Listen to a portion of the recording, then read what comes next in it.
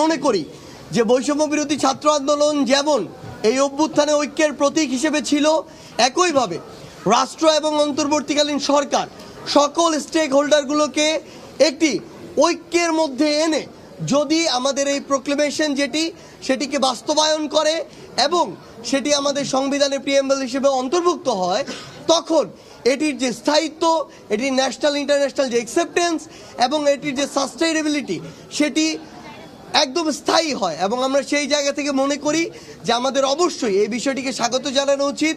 কিন্তু আমাদের জায়গা থেকে আমাদের যে 31 ডিসেম্বরের যে আমাদের শহীদ মিনারে 3টা যে আমাদের প্রোগ্রামটি ছিল, এই প্রোগ্রামটি নিয়ে এই মুহূর্তে বৈষম্য বিরোধী ছাত্র আন্দোলনের সদস্য সচিব আরিফ সোহেল তার বক্তব্য উপস্থাপন করবেন।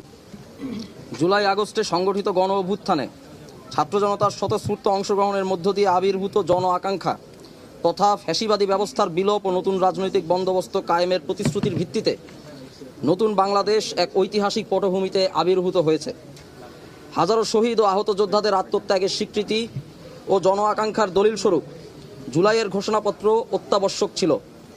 এই ঘোষণাপত্র প্রণয়নের ঐতিহাসিক দায় জুলাই গণ অভ্যুত্থানের নেতৃত্ব দানকারী সংগঠন বৈষম্য বিরোধী ছাত্র আন্দোলনের ওপর বর্তায়।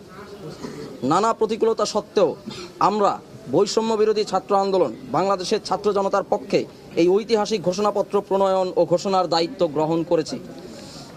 আমাদের উদ্যোগের ধারাবাহিকতায় বাংলাদেশের আপামর ছাত্র জনতার মধ্যে স্বতঃস্ফূর্ত ইতিবাচক সাড়া সঞ্চারিত হয়েছে। এমত অবস্থায় ছাত্র জনতার আহ্বানে রাষ্ট্রীয় পর্যায় থেকে জাতীয় ঐক্যমত্যের ভিত্তিতে জুলাই ঘোষণাপত্র প্রণয়নের উদ্যোগ নেওয়া হয়েছে।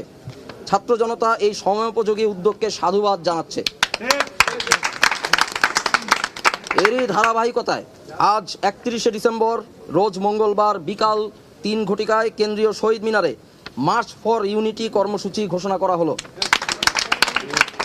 বাংলাদেশের আপামর জনসাধারণের প্রতি আমাদের উদাত্ত আহ্বান, আপনারা যে উদ্দীপনায় সংগঠিত হয়েছেন তারই ধারাবাহিকতা বজায় রেখে আগামীকালের কর্মসূচিতে স্বতঃস্ফূর্তভাবে অংশগ্রহণ করবেন। বার্তা প্রেরক বৈষম্য বিরোধী ছাত্র আন্দোলন। এটি একটি লিখিত ডকুমেন্ট হিসেবে রাষ্ট্রের পক্ষ থেকে যাওয়া উচিত।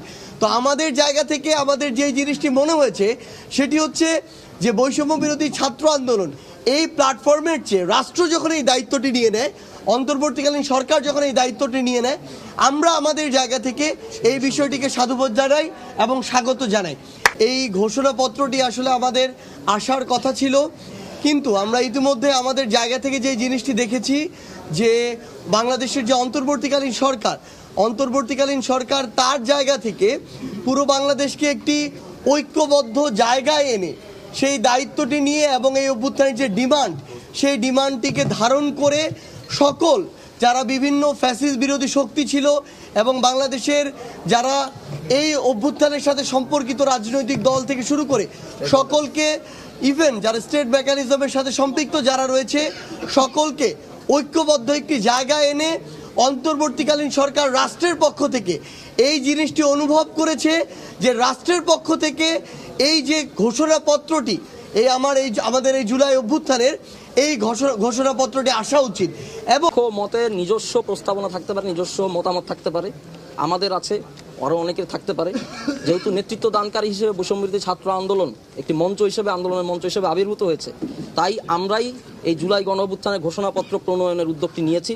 তার পরিপ্রেক্ষিতে ঘোষণাপত্র যেহেতু রাজনৈতিকভাবে গণ অভ্যুত্থানে অংশগ্রহণকারী সকলকে এখানে অংশগ্রহণ থাকতে হবে এবং সরকারের পক্ষ থেকে হতে হবে, সেটা আমরা আদায় করতে পেরেছি, অর্থাৎ শেষ পর্যন্ত তা হচ্ছে। আমরা যারা অভ্যুত্থানে অংশগ্রহণ করেছি সকলে বিপ্লবী হিসেবে স্বীকৃতি পেতে যাচ্ছি। সেই জায়গা থেকে আমরা আগামীকালকে মার্চ ফর ইউনিটি ঘোষণা করেছি। আমরা সবাই ঐক্যবদ্ধ হব আমাদের যে জাতীয় ঐক্যমতের ভিত্তিতে। জি।